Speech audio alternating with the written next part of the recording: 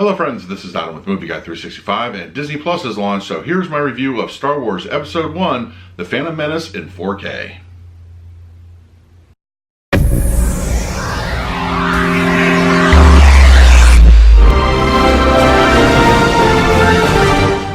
If you're new to the channel, please hit the like button, subscribe, hit that bell notification. I put up videos every single day. You can also find me over Twitter and Instagram at Movie Guy 365, as well as over at the Disney Magic Hour podcast. I will put a link for that in the description. All right, so Disney Plus has officially launched, and to everybody's surprise, they released all of the films that are currently available on the service in a 4K with Dolby Vision and HDR, with as well as Dolby Atmos.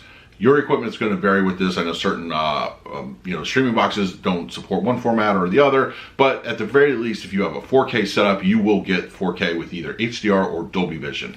So with no physical release yet, where that's being expected in 2020, we're going to go ahead and take a look at all the films in the format on the service. And I just covered the original trilogy, so let's jump right into The Phantom Menace, the beginning of the new era of Star Wars from the prequel point of view from George Lucas.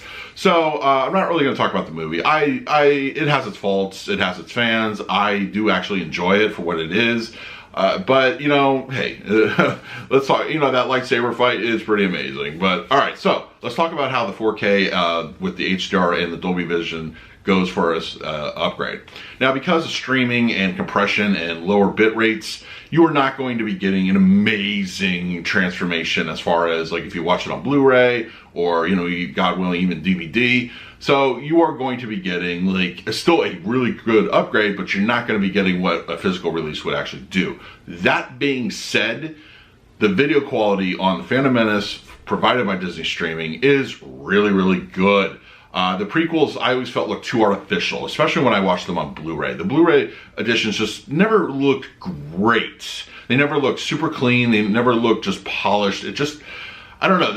Remember, it was a time where it was early CGI. It was really being used in this film extensively, where pretty much everything was almost CGI. Backdrops, characters, everything just seemed that way.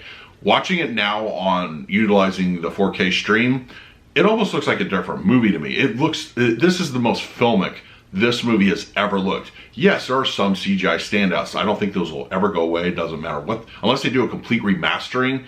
That will never change. It just can't be helped. But I would say for roughly 90-95% of the film, it looks pretty damn good. It's got a good looking image overall. I focused on several scenes for the most part. Opening, post credits from the crawl, and just of course the lightsaber battle. I immediately went to. That was the first thing I went. The fight towards the end and the climax. And then, of course, I went to the most heavy CGI areas like Gungan City and Coruscant and those scenes. And I feel that, for the most part, everything just is a significant uptick, at least from the Blu Ray point of view. Like I said earlier, it's not going to quite touch disc. The bitrate's just not going to be high enough. And that's just something streaming, at least here in the States, can't really do with caps and, the compression that goes through. But, hey, I think it looks pretty good. It looks really phenomenal. Just the lightsaber fight alone, Darth Maul's face, it's just vividly coming together, courtesy of your HDR color pop, Dolby Vision. It just looks great. The amount of detail you can now see on his face is pretty impressive. The lightsabers look great, and they pop with the appropriate levels of color that you would expect. And of course, the laser fire and the battles, those are the real highlights here. It really is a great looking upgrade. It makes me really just anxious to get my hand on a physical release. Audio wise, this is also something that was greatly improved over the Blu Ray.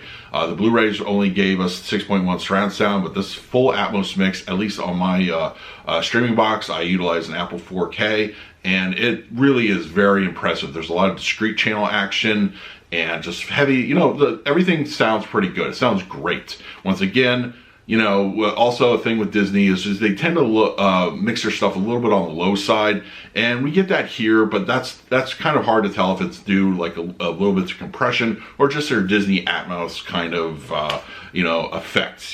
Check out some of my Disney reviews on 4K format. I talk about that all the time. But Directionally, it's very nice soundstage that we're immersed in for a Star Wars film. It's not reference quality or anything, but I feel fairly impressive for what we get on a stream. And it's just really good. It's a lot of good directional action. Ambient sounds sound great that come through your ears. And it's very front heavy. Dialogue's easy to understand, no problems whatsoever. And the LFE kicks in on appropriate times. I really think that if you have Disney Plus and you are a Star Wars fan, you should definitely check this out. Crank up your surround sound, turn it on. Just put yourself in like your own personal home theater. I think you will be very, pleasantly surprised at what you get here. It's really impressive overall. And like I said, if you're a physical disc collector, it's coming. And I'm really, just those A and B comparisons alone, I think will be significant. So let me know in the comments below if you had a chance to check out the Phantom Menace in 4K. In the meantime, please like, subscribe, hit that bell notification. I put out videos every single day. So until next time, this is Adam, Movie Guy 365. I will see you at the movies.